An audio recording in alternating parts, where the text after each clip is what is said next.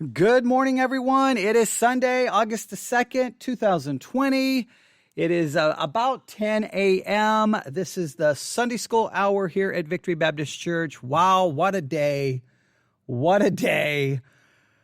I've got to get all reset here and try to get, nothing has gone to as planned this morning. Don't you like when life happens that way? I woke up this morning, I woke up early this morning, I'm going to get to the church early.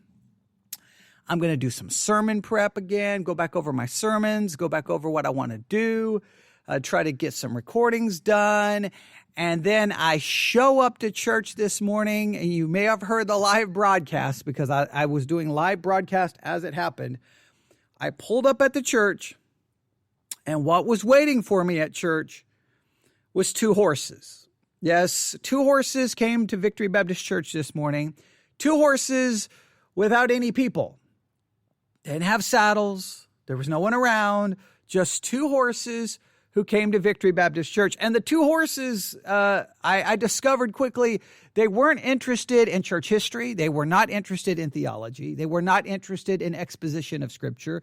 They weren't interested in really anything I had to say. They were extremely interested in my ham and egg biscuit with no cheese and my donuts. They were extremely interested in that. And when I would not allow them to have that, well, they acted like a lot of people who come to church and don't get what they want.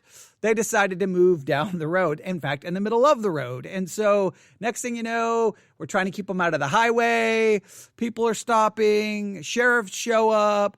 Everyone in Ovalla was like, woo, it's Sunday morning. There's nothing going on because there's never anything going on in Ovalla. Let's go look at the horses wandering around town without any people around. So yes, so I had to deal with two horses who came to Victory Baptist Church this morning. That is how my day has started. So I didn't get anything accomplished that I needed to get accomplished. So, but I'm still going to go on as planned. That's what I'm going to do. I'm not going to change things too much. One of the things I've been doing now, the only disadvantage with what I'm about to do is if you haven't been listening to the things that I've been doing, then you're going to be way at a disadvantage and way behind. And I'm not going to really spend any time trying to catch you up. So either you're just going to have to jump in and hopefully it all works out for you.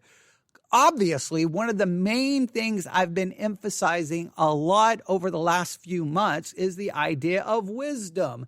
That right now, with all the things happening in the world, what we need to see demonstrated by pastors, what we need to see demonstrated by churches, what we need to see demonstrated by Christians is biblical wisdom, spiritual wisdom, and sadly, what we continue to see is cuckoo for Cocoa Puffs. What we continue to see is craziness. What we continue to see is insanity.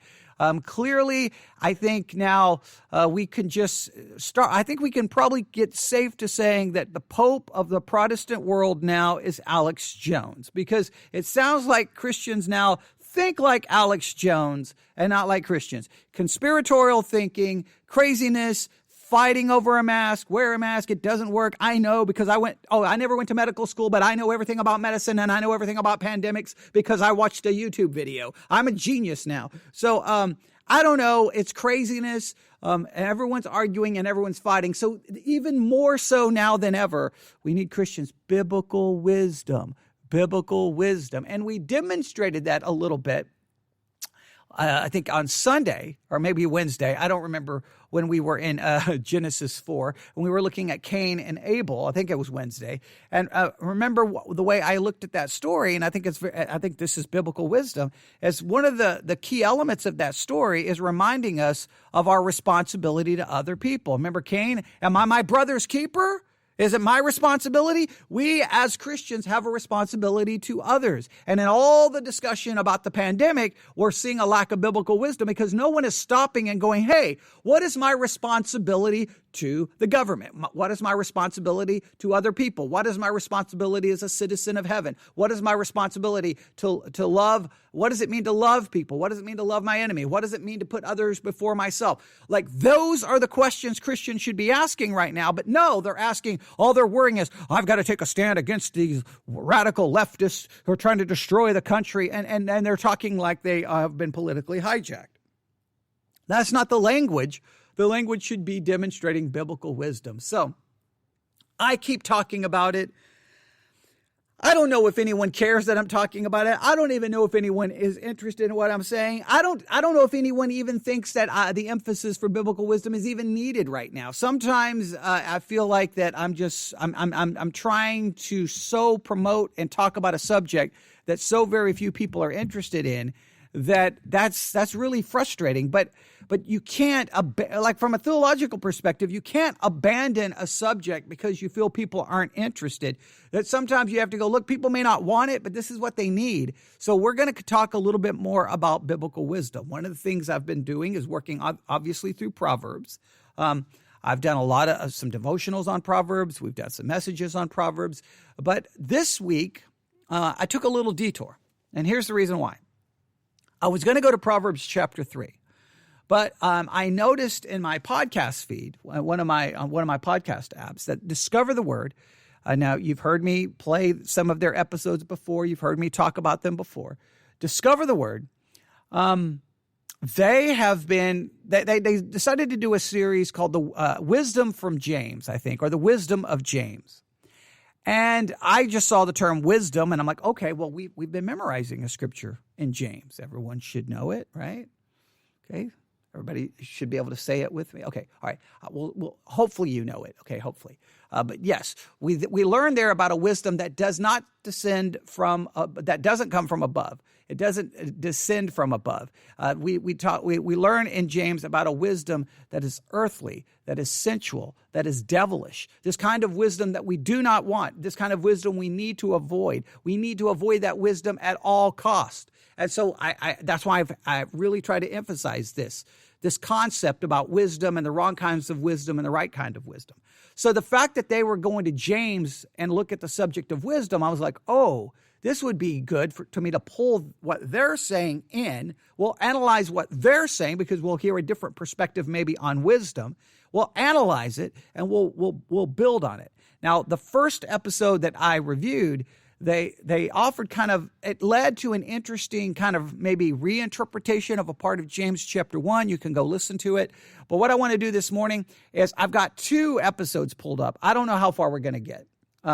We're going to at least start with the first one. And this one, I think, is the first mark of wisdom, which is, I mean, hey, if we say we need wisdom, if we are going to talk about it, if they're going to give us what the first mark of wisdom is, I'm very interested to hear this. I'm very interested to see where they're going to go with this and how they're going to handle this. Now, my fear, and this is kind of a hermeneutical lesson. Whenever you buy a Bible study guide or you see a sermon series, sometimes what they'll do is they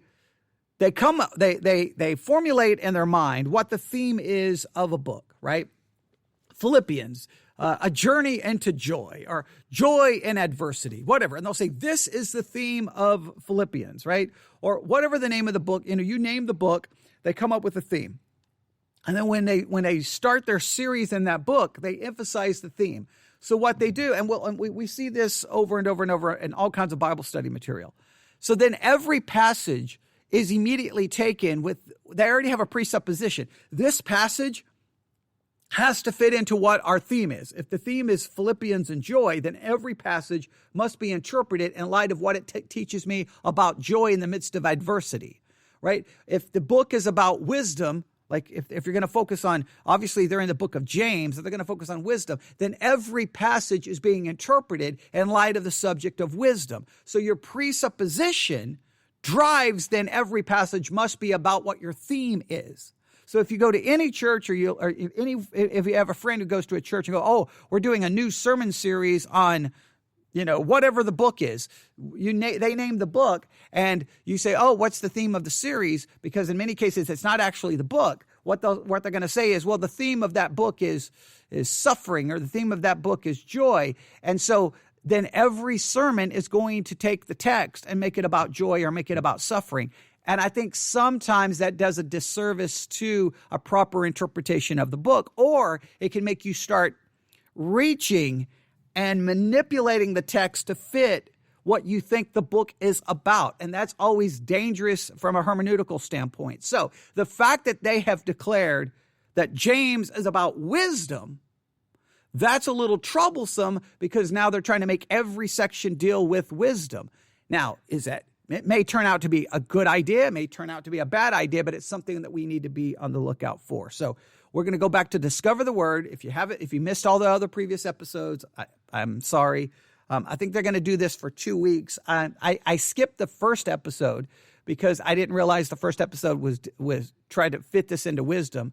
So I've looked at a couple already, and I've got a couple here, and we're just gonna see what happens, and hopefully learn something, be challenged. So have the book of James open. Let's put on our thinking caps.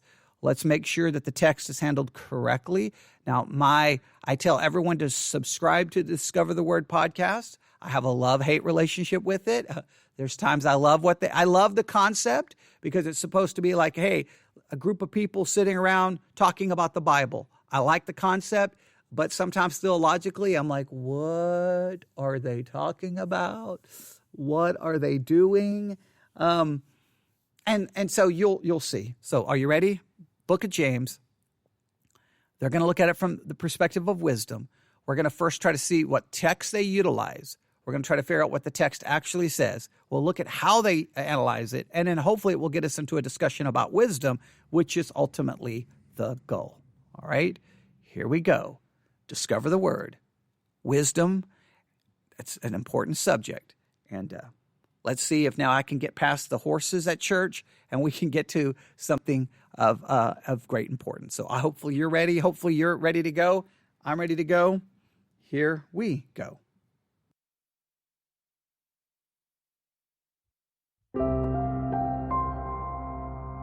Have you had a good experience with your wisdom teeth? Do you still have yours, or have you had them removed? Well, we're usually told that our wisdom teeth are, or are going to be, a problem of some sort. And if you have had yours removed, then you likely have a story to tell about that experience. We've all seen those hilarious videos of people coming out of the anesthesia and the crazy things that they say and do. Well, today on Discover the Word, we're going to talk about wisdom teeth and how the wisdom the New Testament book of James talks about is kind of like, well, wisdom teeth. Okay, Discover the Word with us next.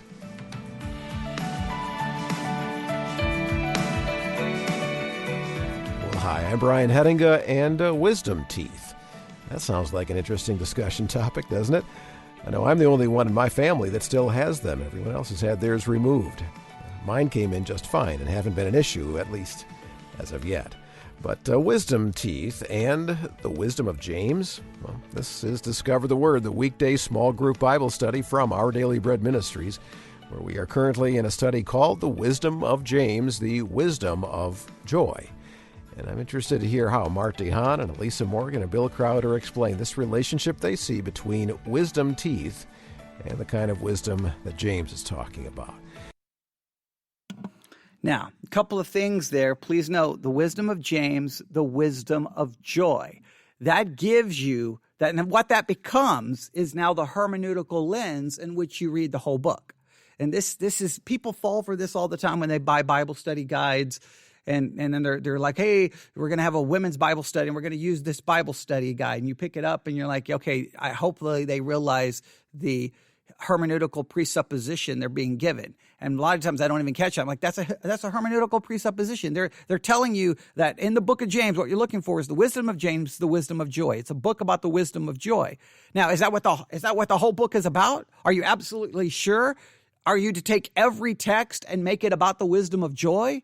Or is that a presupposition that's going to cloud and influence your interpretation of the book?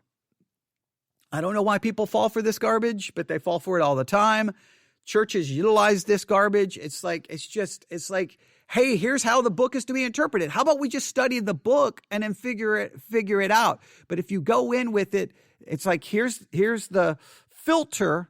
Now look at the book through that filter. And guess what? When you put the filter on it, you're going to see exactly what that filter wants you to see. And I like to just study the book and figure it out. I know it's like, We like to make it simple. We like to summarize. The whole book is about this subject. Sometimes I think maybe there is truth to that. But even in situations where the book may have that as a theme, are we sure every single section is connected to that overall theme? Is that the way books of the Bible are written? Are they written that way? I don't know. I think we just always have to be careful with that. I'm not saying there's never a time for it. I'm just saying we have to be careful, and they've just did it. It's subtle, but they just did that for you. Hey, we're getting ready to look at the book of James. Just remember, it's a book about wisdom. It's the wisdom of joy. All right. Now, let's see what they have to say about wisdom teeth. And obviously, it's got to deal with wisdom. There we go. It's got to do with the wisdom of joy. And I don't know, getting wisdom teeth out, is there any joy in it? I don't know. I think it's a grand scheme by the dental industrial complex to get money. Okay, that it's all a scheme. Okay, I'm going to go conspiratorial theory there as well. All right, you can do that with everything. You notice. All right, but let's see what they're going to go with here and how they're going to handle this. And before we get to that, just a quick reminder that if you miss any parts of this series of conversations, you'll find the audio available to stream or download at no cost on the discovertheword.org website. Our website would, I think, prove a helpful resource for you as you study with us. All right, so let's join Mart and Elisa and Bill at the table for today's study. And which of those three do you think have had their wisdom teeth out? What's your guess? Well, let's find out. Let's talk about wisdom teeth. Wisdom teeth? Wisdom. Now this, if you know anything about small group material, this is standard small group material stuff. If you've never been a part of a small group, this is the way it's supposed to work. If you look at any small group material for the leader, they always start with an icebreaker. So you start with just some random question, and you're supposed to tie that question back into the content. Obviously small groups, everyone thinks they need a small group. Everyone acts like if you don't have a small group, they're going to die and they're not going to be able to survive for 5 seconds because they can't study the Bible by themselves. And so they got to have other people and blah, blah. Okay, whatever. But I don't know. Sometimes you're just like, really? Let's talk about wisdom teeth. So have you ever had your wisdom? And then everybody goes around the room going, yeah, I had my wisdom teeth out. And then that supposedly breaks the ice. And then that gets everybody ready, get them into a conversational mindset. And then you can go. A lot of churches use this for their Sunday school thing. You got to come out. And sometimes it's just some rant. Sometimes the question really doesn't have anything to do with the lesson. It's barely connected, but it gets everyone talking. So, so how many people ever broken a bone today? Okay. Oh, tell me. Oh, you broke a bone. Oh. And so everybody goes around telling their story about breaking a bone and take 20 minutes up for everyone telling a story about breaking a bone. And then go, speaking of breaking bones, when we sin, we break our spiritual bones before God, okay. And then draw some correlation. And then everyone was like, oh, that was a good lesson because I got to talk about what happened to me when I broke an arm. And then afterwards, everyone's like, oh, that was a good story. And I think maybe people remember what everyone talked about more than I don't know. So yeah, I'm cynical to the whole concept, but they do this. This is the thing that I'm kind of like, okay, but it reminds me of exactly, I guess a lot of people, trust me, millions of people love this stuff. They eat it up. They want this. So obviously they're doing something right. So I guess I can't criticize it, but it just seems, yeah. I think sometimes it works. Sometimes you're just like, really? Let's see how good that's the thing to look for. Let's see how good this works. They're going to start with wisdom teeth. Let's see how well they tie this back in together. Does it make perfect sense or are they really reaching? Let's see. Teeth. I don't have any. You don't have wisdom teeth? I don't. I have all of mine. When did you lose yours? I had them taken out when I was a teenager. You're a teenager. Why? Because they were impacted and growing horizontally instead of vertically, right? They would have made all my teeth cross over each other, I think. I had the same thing. I had mine extracted, I think, when I was in my teens. And the whole idea was to make room for the other teeth. Mm-hmm. You read the literature on it, wisdom teeth, they're a pain. And the same thing that you described, they say so often they grow in crooked. Mm-hmm. They don't leave room for other teeth. Later in life, they become full of cavities or they result in gum disease. And yet they're called wisdom teeth. Doesn't that sound strange? Why is that? I hadn't really thought about that. Yeah, I've never understood why they had that name. Maybe it's because they're the last ones we get when we're closer to being adults? Yeah, I mean, I never even knew this, but when I was reading about it, apparently the wisdom teeth, they can begin coming in at the age of 12 maybe, but a lot of times they don't begin to form and to come through until between 17 and 25. Oh. So the whole idea is that because they're the last teeth to come into your mouth. They must be wise Must then. be wise. And of course we know if between 17 and 25, I mean, that's when That's when we're the wise. peak of That's the wisdom in peak of life. wisdom. Oh, goodness. Well, there is a reason I wanted to talk about it. It wasn't because of our teeth. It's because as we've been looking together at the New Testament letter of James, where we said that the theme of this book is really, I believe, a wisdom of joy. When James goes to describe the kind of wisdom that he's talking about, it's almost like he's got his own kind of wisdom teeth. I mean, there's problems in it. If you will, let's put it all in context first. Okay. Let's just show how when James writes about joy, he doesn't just introduce it in his letter and then forget about it. This is behind everything he's He writing layers from. it. Yeah, he layers it. And from the first chapter all the way through to the end, you can see how this is what James is thinking about, because he's convinced that as he writes to people who are living lives full of trouble, full of challenges, full of problems, that what they really need is a perspective, a positive perspective of joy, not just happy emotion. Right. But We talked about considerate joy, which is a Reckon, thoughtful yeah. perspective. Reckon a problem as being an opportunity to see God do something in your life. And if you don't know how to handle it, then he says, ask God. He's generous. He'll give you the help. That's in verses 1 through 5. Let's jump over now to chapter 3. Okay. And let's go ahead, and even though the text that I want to get to is in verse 17, let's pick it up. Elisa, would you start in verse 13 of chapter 3 and read through 16? Okay. So, who is wise and understanding among you? Let them show it by their good life, by deeds done in the humility that comes from wisdom. But if you harbor bitter envy and selfish ambition in your hearts, do not boast about it or deny the truth.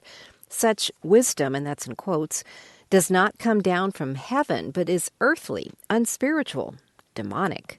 For where you have envy and selfish ambition, there you find disorder and every evil practice. You know, in a sense, you could say, well, here's a wisdom that's from below, and it's a real pain. I mean, it's a wisdom teeth wisdom. Yeah. It's weird that it's even called wisdom. Yeah. Because it's nothing but problems. Yeah. It results in confusion. But there is that kind of wisdom that is attractive, that reaches to our worst inclinations, and we respond to it. Yeah. It's really the wisdom of our natural inclinations, isn't it? That's well put. It's like it leads to disaster. It's the kind of thing, stay in control, intimidate, do everything you can to keep your enemy off balance. Tough it up. Right. Deny your own feelings. Right. Don't show any weakness. Take responsibility for stuff that isn't yours. Act strong even if you're not feeling that way. Yeah. Okay, so there's a sense in which that kind of wisdom is its own kind of problem tooth. Okay, but that's not the kind of pain that I'm thinking of, that I want to talk about. Bill, if you would pick it up now at verse 17 and just read 17 and 18. Okay. But the wisdom from above is first pure, then peaceable, gentle, reasonable, full of mercy and good fruits, unwavering, without hypocrisy. And the seed whose fruit is righteousness is sown in peace by those who make peace. And mine says, peacemakers who sow in peace reap a harvest of righteousness. Okay, now at this point we've really turned the corner, haven't we? Yeah. And it really hinges on that little word but, doesn't it? Yeah. That's the contrast. He starts off with this very dark picture, and he says, but wait, there's more. It's that positive turn there. So before the but, he's showing there is a wisdom. It's nothing but trouble. In the short run, it may seem like the answer, but in the end, it causes confusion and every kind of broken relationship. That's the idea. And that's the kind of wisdom, if left to ourselves, that we would gravitate to. Right. And that's the kind of wisdom, too, that makes it impossible for us to consider something joy, because it doesn't make any sense to us. That's right. Yeah. Okay, now we get the but. Mm-hmm. But the wisdom that comes from above or comes from God is, first of all, Pure. pure. Okay, now I want to look at that word as though it looks to me like a problem tooth. Like wisdom, pain, and problems and trouble. I mean, James is encouraging us now to find a joyful perspective or a positive way of looking at life. And he says the first requirement of this wisdom is that it be pure. Why would he start out with something that sounds impossible? Who among us would ever claim that we've got a perspective that's pure? Yeah. And yet he says it's first of all that. Yeah. He says it is first of all pure. Now, where does that leave us? Okay. Dead in the water. Unless we recognize that he's talking about the kind of wisdom that we're not expected to produce. We're expected to receive. Because he told us to ask of God for this kind of wisdom, Okay, right? You're on it. So we don't have to make it happen? Am I getting there? I think you're right there. Okay. And it's from above. Yeah. It's not from within. Yeah, because I got plenty of that other wisdom. I can go to that anytime I want to. You're going right to it. That's exactly it. Is the idea here that it's an imperative? Is it something we're supposed to do? It doesn't sound like a command. It sounds like a description. Why do you say that? Well, because he doesn't say, but first you have to be pure in order to have this wisdom. What does he say? He says, here's what this wisdom is like. First of all, it's pure. Okay, and in chapter 1, where does it say the wisdom comes from? From above. Okay, does that fit chapter 3? Sure does. Yeah, and in James chapter 1, it tells us to, if we Ask don't... of God. Ask of God. Yeah. Okay, so we've got that much. Now the question is, what is the content of pure? What does pure mean? In James' mind, let's try to put him in context. Mm-hmm. When he says that the wisdom that comes from God, the way to recognize it, it is first of all pure. Pure in what sense? Well, in James chapter 1, towards the end of the chapter, he says, pure religion and undefiled is to help the widows and orphans in their times of affliction. So there's something pure about something that seeks the betterment of others. Okay. There's a piece of purity maybe in that. Okay, again, I think you're right on the trail. As I read James, there's a certain care and consideration for others. Now, if you go to the immediate context of pure in chapter 3, verse 17, what has come just before it? What kind of pure things has James just been describing? From verses 15 through 16. What kind of pure things has James just been listing? Zero pure things. That's what I see. I see bitter. And how does that relate to the verse that, Bill, you found over in chapter 1? Well, I think there is a kind of religion that's not pure, a kind of religion that seeks its own. And you go back to 1 Corinthians 13 and the characteristics of true love. It doesn't seek its own. It's pursuing the welfare of others. So there seems to be a connection between pure love and pure wisdom in the heart of God. That's really interesting. Which is the opposite of the wisdom that comes from below, right? Right, exactly. Which is full of what? Selfish ambition. All right. Now, this is some interesting stuff here, all right? Because a lot of time when we speak of biblical wisdom, we think of, when we think of biblical wisdom, I think sometimes we think of our ability, that we possess now an ability to see things a certain way, understand things a certain way. It's almost like we connect wisdom with a certain level of knowledge. We have more knowledge, we have more understanding, and there may be an element of that. But they're looking at this from an interesting perspective, that the first mark of biblical wisdom isn't how much you know. The first mark of biblical wisdom is its purity, that the first trait of biblical wisdom is a purity, and that purity is that it seems pure.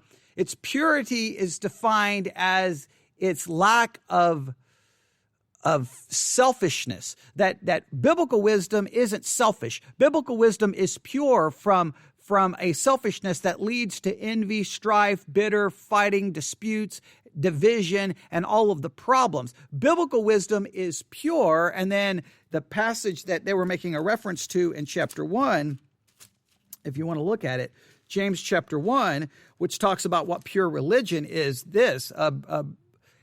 If you go to James chapter 1, verse 26, how far back do we want to go?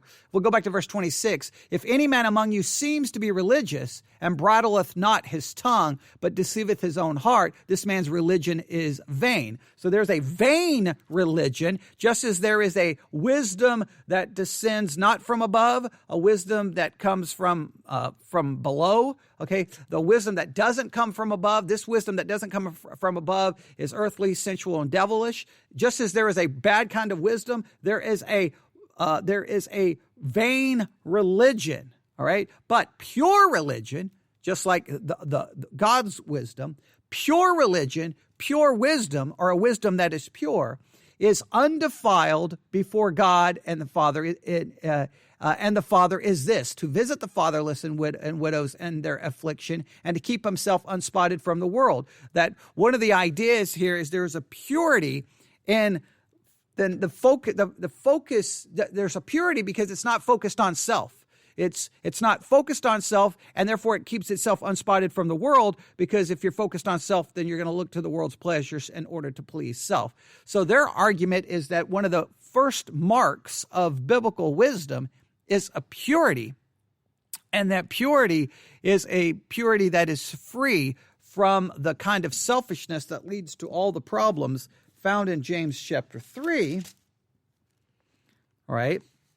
James chapter 3, if we go to verse 14, but if you have bitter envying, strife, all right, and your hearts glory not and lie not against the truth, this wisdom sendeth not from above, but is earthly, sensual, and devilish. For where envying and strife is, there is confusion in every work. So the biblical wisdom is pure from this. It is kept from this kind of preoccupation with self. And I think this is so relevant in our culture right now, where you have Christians fighting among each other, arguing with each other. I'm not going to wear a mask because I'm going to take a stand against the government. And we've made it all about us, all about us, all about us, all about us, and with no thought concern with anyone else at all. It's all about us. It's all about us. It's all about us. It's all about us. And when we become so preoccupied with self, that's not pure. That immediately tells you that's not biblical wisdom. Biblical wisdom would be asking the question, what do we need to do for other people? What can we do to protect other people, preserve other people, look out for other people? So this is a very relevant conversation. I think it's interesting. Discover the Word. This is actually an old program they decided to re-air this week, and I think maybe now I know why they re-aired it, because they're trying to say something without saying it, which is kind of smart. If you don't want to offend everyone, you can kind of throw out this information without really saying what I'm saying, because I say things that offend people. They're saying it in a way that doesn't offend people, but the lesson is still applicable. Hey, all of this confusion right now, strife, bitter, envying, fighting, arguing, what we really need is a wisdom that is pure. That's biblical wisdom, pure from this selfishness, pure from this self-focus. Pure wisdom would focus on others and the betterment and the protection and helping of other people. So I think that it's a very clever way to kind of bring this subject up without saying it the way it probably needs to be said. So this is a situation where they're saying something good, but they really need to drive the point home. But they're not going to produce a new program to do that. They're going to use an old one.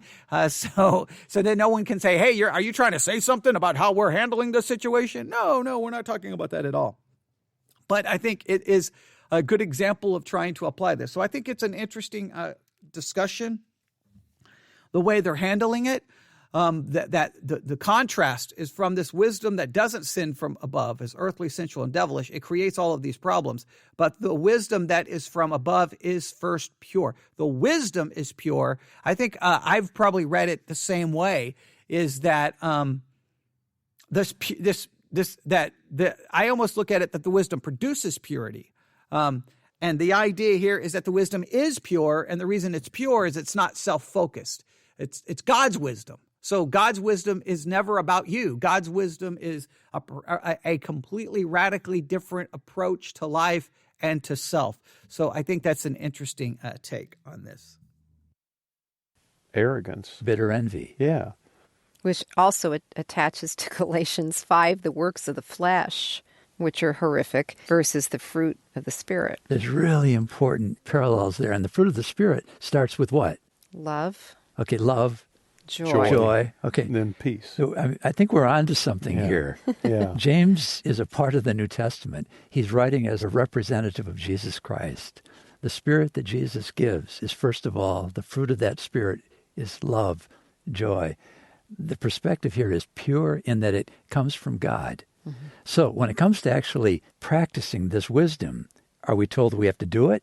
We're told to ask of God. Who shares generously, gives generously. Right, and something so pure, which is so unlike our own natural inclinations, gives us reason to do what? To trust Him. To go to Him, to trust Him. Mm-hmm. Again, our natural inclinations would go for that first kind of wisdom. That's right. Because that really... Now, I dealt with this in some detail when they were in James chapter 1, but let me go back there because it bothers me every single time they keep quoting it. James chapter 1, let me try to put this back into some kind of context. James chapter 1, verse 1, James is a servant of God and of the Lord Jesus Christ to the 12 tribes which are scattered abroad, greeting. My brethren, count it all joy when you fall into diverse temptations. So when you fall into all kinds of trials and difficulties and situations in life, count it all joy. Now, immediately, that is a radical perspective. That's a perspective that is completely foreign to us. We don't count it all joy. No, we're going to complain. And what we're going to do is we're going to want it to be removed. We want the trouble to stop. We want the difficulty to stop. That's what we want because we're preoccupied with self. Knowing this, and this is what we should know, that the trying of your faith worketh patience, but let patience have her perfect work, that you may be perfect and entire, wanting nothing. Now, the idea of that you may be perfect, entire, wanting nothing is not some that like, hey, all of this trouble is going to make your life perfect and entire, wanting nothing. That spiritually, you're going to be complete, entire, wanting nothing. That these trials can, if you approach it the correct way and have the correct perspective, can produce a benefit to you spiritually, that you're not lacking or wanting anything, that you're spiritually are going to be made complete. And then note verse 5, if any of you lack wisdom, let him ask of God that giveth to all men liberally and upbraideth not, and it shall be given him. Now let's stop right here. This is not, we always take verse 5 just out of its immediate context and just make it like a general principle. Hey, if you need wisdom, ask God. What is being stated here is if you don't have the wisdom to count it all joy, if you don't have the wisdom to count it all joy, ask of God for that wisdom. But here's the thing. God doesn't just, it's not some magic, hey, Lord, I need wisdom. And then boom, boom, boom, boom, boom. It just drops on me. It just enters into me like a bolt of lightning, transforms me into, I have wisdom. No, I ask God for that wisdom, but the way he's going to give me that wisdom is obviously through his word. This is not, if all Christians had to do in 2,000 years was just say, give me wisdom, and we immediately got God's wisdom, then all the craziness that's happened in the church would not have happened over the last 2,000 years. So obviously that reading of it is, hey, if you need it, just ask and God will give it to you. No, this is what, first of all, this wisdom in James 1 that's being referenced here is a wisdom to count it all joy when you face diverse temptations, trials, troubles, and situations.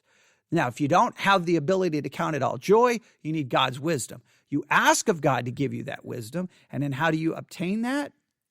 Through his word, which changes your perspective about life, not being about you, and that what's most important in life is your spiritual condition, not your physical situation. And it's the Bible that reminds you it's not your physical situation, it's not your physical circumstances, it's your spiritual standing that's most important. So if everything falling apart improves your spiritual life, then you should count it all joy. That requires a biblical wisdom. And that biblical wisdom, yes, we ask of God, but he gives it to us through his word. It's not some magical, just boom, you get it. It doesn't work that way. If it did, all Christians would be the most wise.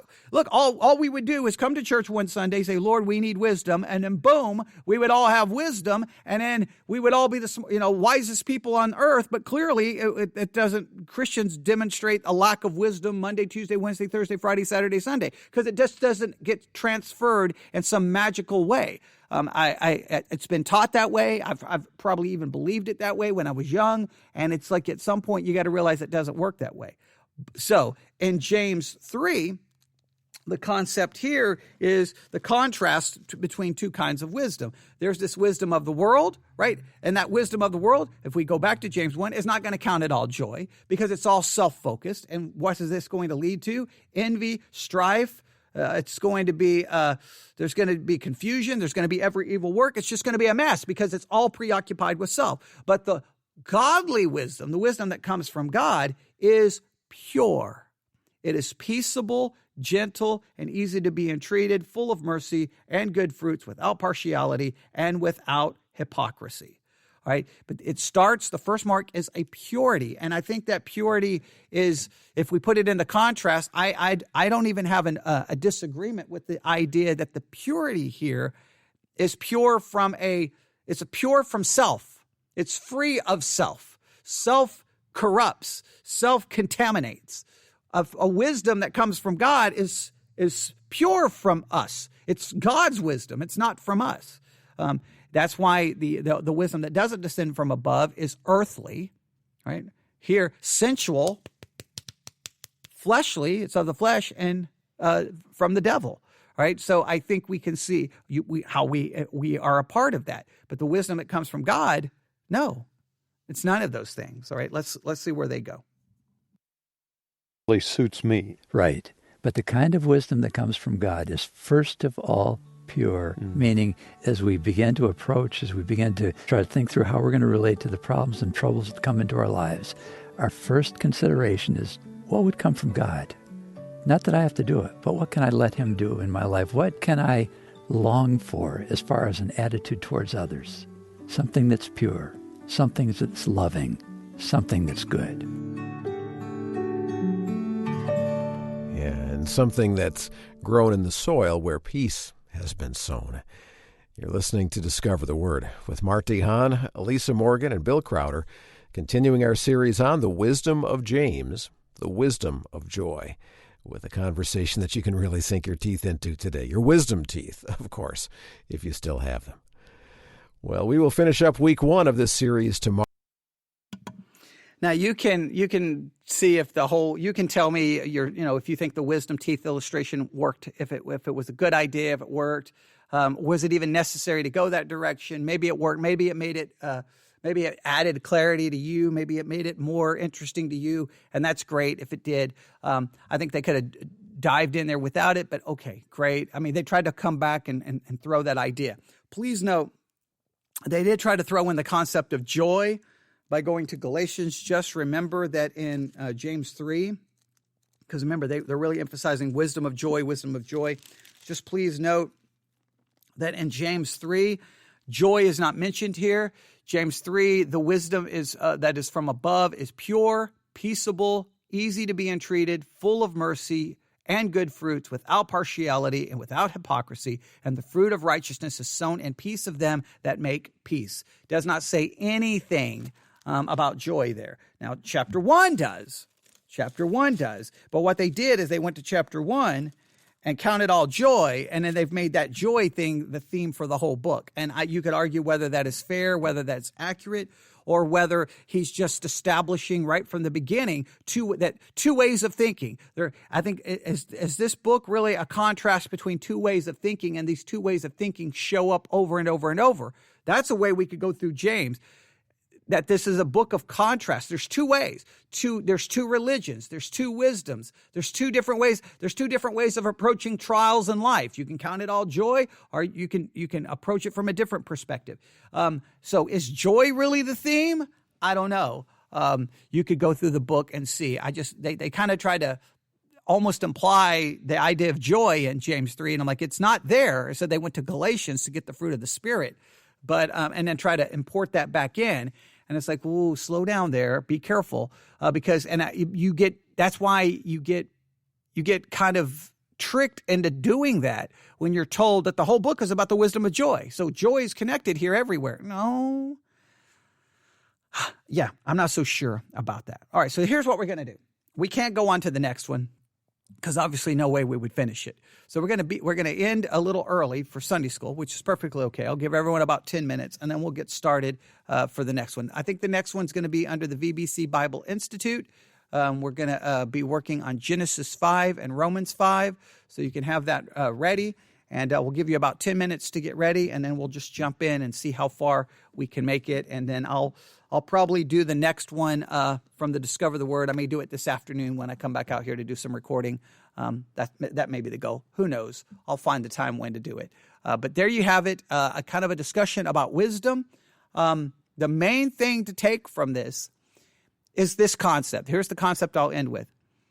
If God's wisdom, the wisdom that comes from above, if the first mark of it is pure, and if that purity refers to the wisdom as being pure from a preoccupation with self, that God's wisdom is not about us, and because it removes self from the equation, that stops all of the selfishness, strife, and fighting. And because it's not focused on self, it's literally focused on God and others, then we have to ask ourselves, are we demonstrating that kind of wisdom right now during the pandemic? Are you demonstrating that kind of wisdom when you go out in public? Are you demonstrating that kind of wisdom how you're talking about this situation? Are you demonstrating that kind of wisdom, or are you more interested in making political points and more interested in conspiracy theories? And if you are, well, that's fine. You just may want to leave Christianity and become just a focused, just be identified as a political, your political perspective,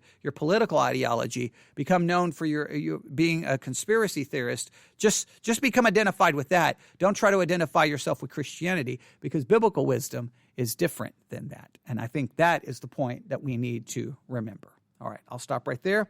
Let's pray. Lord God, we come before you this morning. Forgive us for our lack of biblical wisdom.